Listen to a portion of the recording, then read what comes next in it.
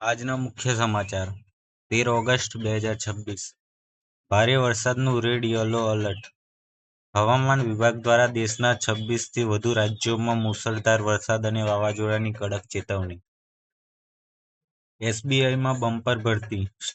State bank of India દ્વારા વિવિધ રાજ્યોમાં 9,124 જગ્યાઓ માટે ઓનલાઈન અરજી પ્રક્રિયા શરૂ કરવામાં આવી છે. ગુટખા તમાકુ પર પ્રતિબંધ. કર્ણાટક સરકારે યુવાનોના સ્વાસ્થ્ય અને નશાબંધી માટે ગુટખા અને પાન મસાલાના વેચાણ પર 1 વર્ષનો બેન લગાવ્યો છે. Google Pixel 11 series launch. Tech ક્ષેત્રે ગૂગલ દ્વારા Google Pixel 11 pro fold and watch 5 launch કરવામાં આવ્યા. અનધિકૃત બાંધકામો પર કાર્યવાહી. દેશભરમાં ગેરકાયદેસર અને અનધિકૃત બાંધકામો સામે સુપ્રીમ કોર્ટે કડક વલણ અપનાવી કડક આદેશ આપ્યા હતા. દેશમાં મોંઘવારીનો માર.